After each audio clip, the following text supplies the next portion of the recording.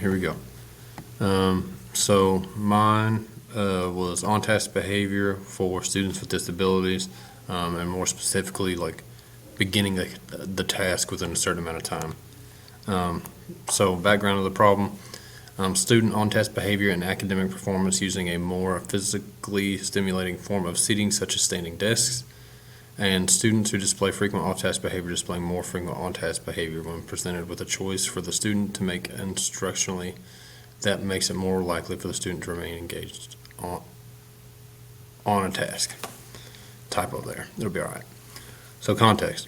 I'll be conducting this research in my research class. In my resource classroom. It is not simply a study hall. Most of the students on my IEP caseload are in my resource room. I use this time to progress monitor and provide services primarily in behavior to my caseload. So about the school, we are a low-income school and are in an extremely rural area where there aren't many jobs for families to get without traveling outside the county. So this research will include exclusively 8th grade students, as this is exclusively reading. Okay, so this is exclusively the grade that I serve. We have 6 to 8 in the building with 3 to 4 teachers for math, reading, and science that are all decided amongst the 6th to 8th grade students. Staff is primarily of former students at the school who are highly familiar with their way of doing things. Our school is at about 50% free reduced lunches.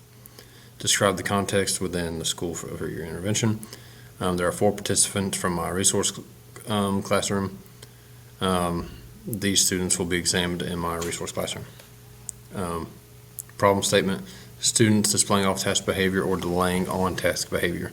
Students will often not begin a task unless prompted to do so or not within 2 to 5 minutes of being instructed to complete a task.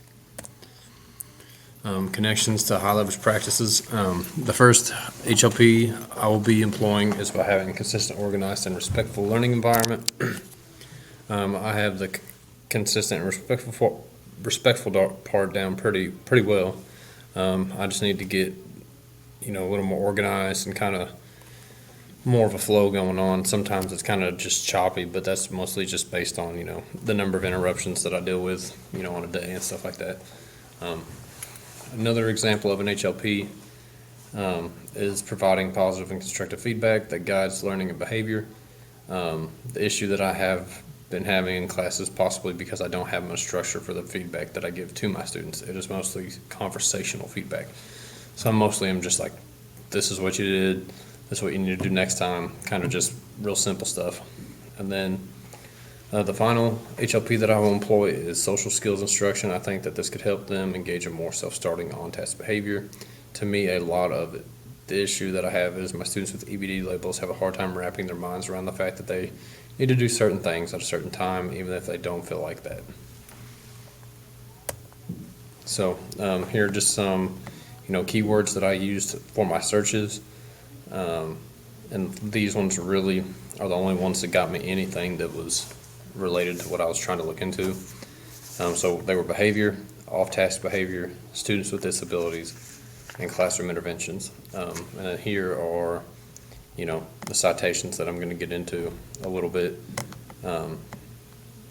in just a few slides. Problem of practice: students with disabilities and on-task behavior, more specifically self-starting behaviors. So the first article is about an active classroom intervention to improve physical activity, on-task behavior, and academic achievement outcomes for students with disabilities.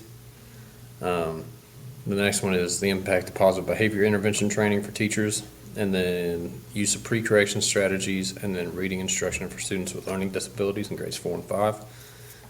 These are the 4 that I had that I found that had really much of anything to do. Here's my fishbone diagram with some of the issues that I was facing. So the most intriguing bone to me is the one dealing with how difficult the work is. I am intrigued to see if they are more or less likely to display on-task behavior in relation to the difficulty of the assignment. I feel like I need to intervene with this bone specifically because the students with EBD labels are also significantly below grade level in either math or reading or both. I think that the only way to close their gap would be by getting them used to having to work above their instructional level. I just don't feel like the other bones would have as much, they wouldn't have as much for me to like kind of sink my teeth into a little bit. So here are, some of the interventions that I, researched. First one was in the active classroom intervention article, and it was more towards students with disabilities. It had a positive effect on on-task behavior and academic achievement. And then there's the citation for it. And then I think I would consider this one because the students, that I have are mostly all also diagnosed with ADHD. So them getting physical energy out oftentimes does help me behaviorally a lot. So that's something that kind of piqued my interest.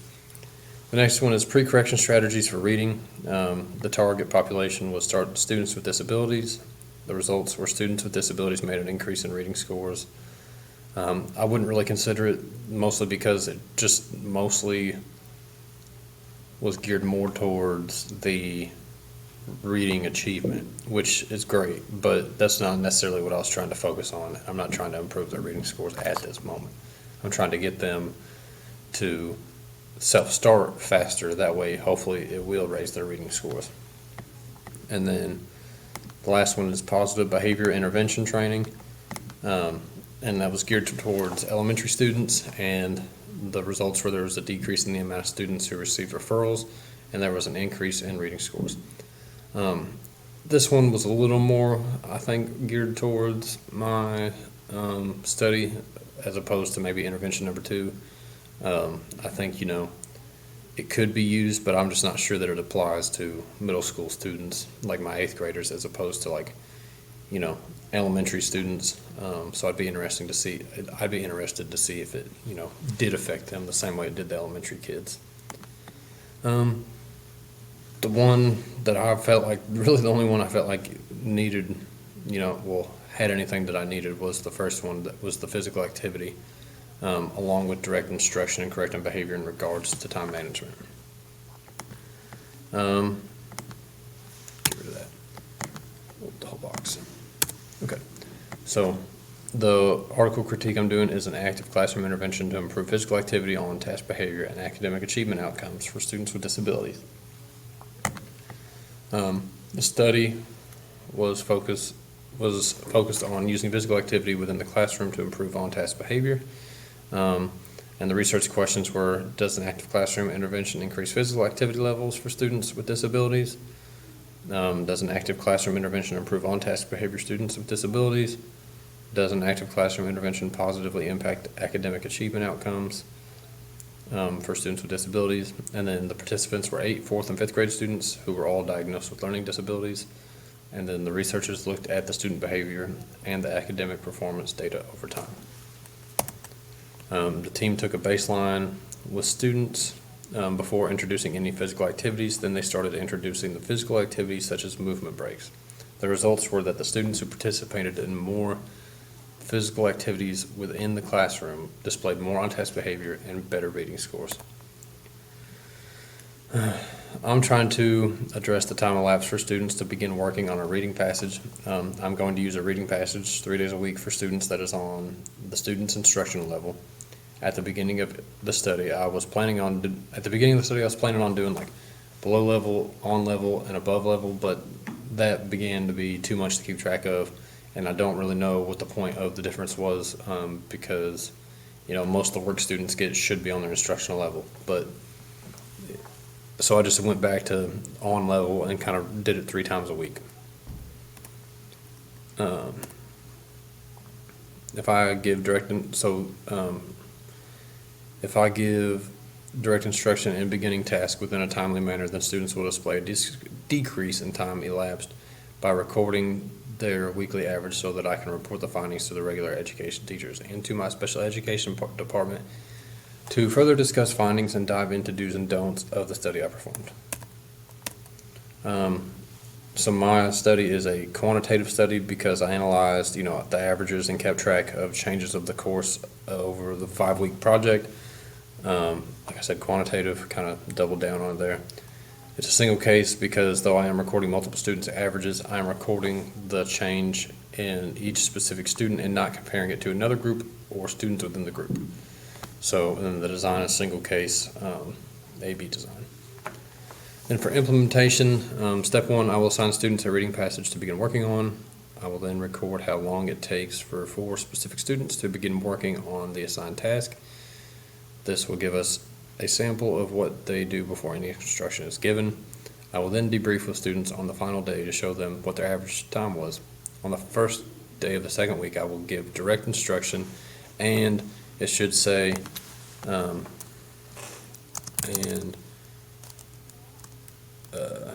perform physical activities, and give some tips on how to begin working on an assignment. And I will then continue the same process over again for 4 more weeks. And then at the end of every week, I will debrief with them, being like, hey, you went down by this much on your average, or you went up by this much on your average, just so that they know where they stand, and that they know where they need to work at. For variables, my independent variable were interventions.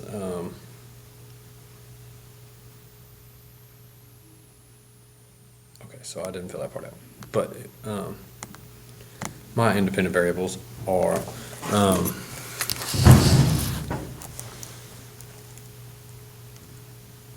difficulty or interest in the reading passage,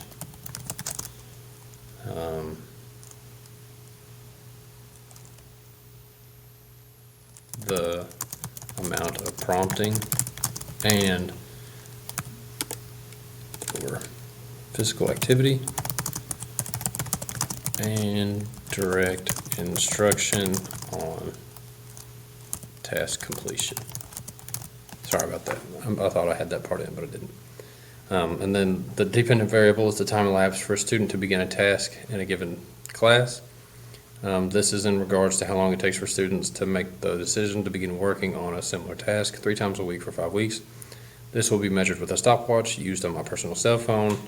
I will record the time elapsed in seconds just for the simplicity of seeing the effect on the amount of seconds elapsed. And then my data collection was fairly simple. I just had to have a sheet that looks kind of like this. Not that important right now, just kind of showing it. I had a spreadsheet that I used to record the time elapsed, and I have screenshots of that coming up. And then also record the average of those times to get the weekly average. And then, yeah. And then my example of the data collection sheet is down at the bottom a little bit more, so I'll get to that. To analyze the data, I collected the time it took for students to begin working on a similar assignment each day. To analyze it, I averaged the time for all 3 days for 5 weeks straight. And I recorded it in the amount of seconds that it took for them to begin. And the metric that I'm using is just time elapsed, and if I can decrease it, and then in my opinion, this project would be considered completely successful if they showed a decrease in time elapsed every week. I will consider it semi-successful if I'm able to show some effect, but it may not be consistent every single week. Some of the students chosen have an EBD label, and on some of these days there were behavior incidents that could have potentially been considered carryover from a prior incident. And this is a possible influence on some of the time that I've recorded. The only materials I need are from ReadWorks, are the reading passages on their level from readworks.org, and my spreadsheet. So that's all. Not too complicated. Results: student A only had a decrease on the 3rd week. The final week he had a statistically worse week, so I'm not convinced that this intervention worked for him. Student B did show decreases every week except for in week 3. Student B started with an average of 184 seconds to begin working, but got that average down to 88 seconds, with his lowest weekly average being 52 seconds. And then student C displayed the most effect from the study. The first week the average was 221 seconds, but by the final week they were down to 51 seconds. And then student D displayed no improvement except for, well, that's nice, before 4 weeks 3 and 4. These were the only weeks where they decreased the amount of time it took them. And then here are, my graph of results. Student A, week 1, on Monday got 15 seconds. Wednesday got 12, Friday got 10. Week 2, 12, 6, 45. And then these are, the averages. So week 1, week 2, week 3, week 4, week 5. Same thing here. Averages right here for student C, student D's averages, and student B's averages. And I'm going to kind of dive into that a little bit more. So if you look here, student A was kind of already on top of it, but then as time went on, I don't know, the final week was kind of close to spring break, so I don't know if that was, he was kind of tired of it and just didn't want to be around here, because that's kind of how I was feeling at the time anyway, because we're all human. And then right here, student B, as you can see, definitely had a decrease overall. Got, from, up in the hundreds to 200s to, below 100. And that's pretty good. Student C showed the most effect. Started off kind of rough, took it down, went way up. That week 3 was rough, and it was mostly because of this Wednesday. And then week 4 was really good, and then week 5 was also really good. And then student D was kind of similar boat as student A, kind of already on top of it, but did show, somewhat of a hike in their times, and I'm pretty sure it was just because spring break was coming up. And then here's my graph. Student A is in black, student B is in red, student C is in blue. This was all, in minutes. So 1 minute, 2 minute, 3 minute, 4. Just, because we all can assume where the seconds are. Like 30 seconds is down here. So yeah. The findings that I took away from this was that I did decrease the time elapsed to begin an assignment in some instances. The first week that I implemented direct instruction, beginning and completing tasks, they all experienced a dip in the amount of time it took. The next finding is that I am not sure that the direct instruction that I implemented was entirely effective. I think it served as more of a reminder as opposed to some new skill that they were developing. I'm not sure if either the instruction had less and less of an effect, or it being towards the end of the year and around spring break had an effect on data. For the most part, I would consider this semi-successful. I do think I made the students more cognizant of how much time they waste before they actually begin a task. I think they did come to the realization that the more work they do right now, it leaves less for them to do later.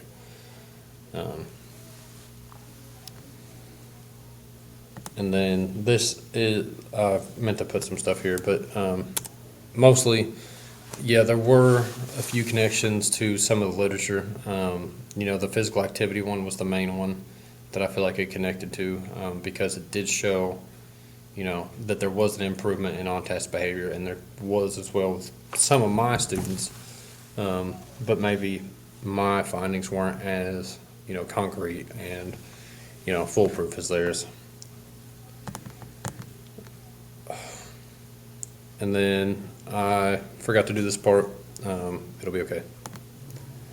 And then next steps, I will begin, well, actually, I'll fill this out and I'll email it to you later. I'm not going to re-record this whole presentation. I'm not going to waste my time doing that. So I will begin spreading this data to all the students, regular education teachers. I will spread this data within a bi-weekly special education PLC so that the rest of our special education department, including the LBD teachers and the MSD teacher, this is something that I will encourage them to try in order to improve their students' task completion. And then I will then continue to research ways to decrease the amount of time it takes for students to begin and complete assignments. Elements of collaboration. Really the only stakeholders are general education teachers, although they weren't involved with what I was doing. I also communicated the findings to the students. Every Friday I would debrief with them so that they knew what was going on. And I communicated this to their math and language arts teachers, mostly just because we had some testing coming up, and I felt like it was mostly relevant to them. And I wanted to help these students' regular education teachers be aware of the effect that direct instruction had and physical activity on their ability to begin assignments. Here's my references. And then, sorry if this seemed kind of rushed. rushed. It was. I will get the PDSA worksheet to you, and it will be done. So, thank you.